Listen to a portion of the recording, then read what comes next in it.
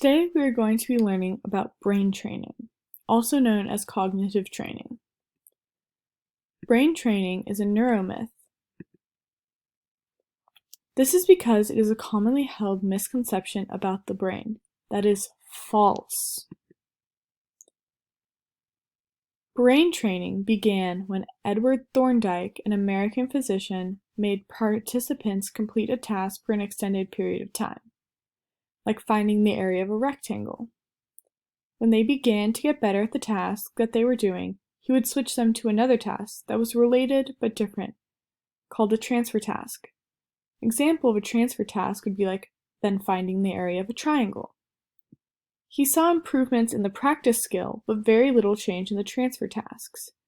This is because if you find the area of a rectangle over and over, it's still not going to help you find the area of a triangle. Although Thorndike's study had little promise, one study done by the Advanced Cognitive Training for Independence and Vital Elderly, also known as ACTIVE, showed small improvements. These were long-term improvements that helped decision-making, but no short-term benefits. This study would start the neuromyth of brain training. Many of these games became very popular through commercials and advertisements because they were easy solutions to complicated problems.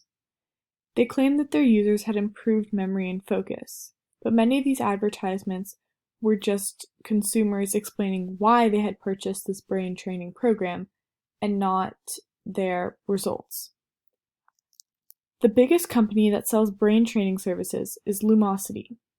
It is shown that players might think they are strengthening their brain, but they are only getting better at the game they are playing.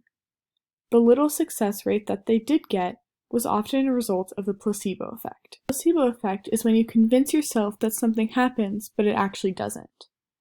The business of brain training made billions of dollars a year advertising fake science. Brain training is advertised to older people to keep them sharp, as well as younger adults to keep them from mental decline, and also kids claiming that it would give them an edge on their classmates. Now, brain training isn't as common.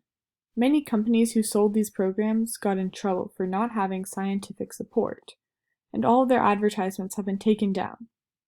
Things like eating healthy, sleeping, and exercising are way more beneficial to your overall brain health. Playing these games might be fun, they probably won't increase your memory or your focus.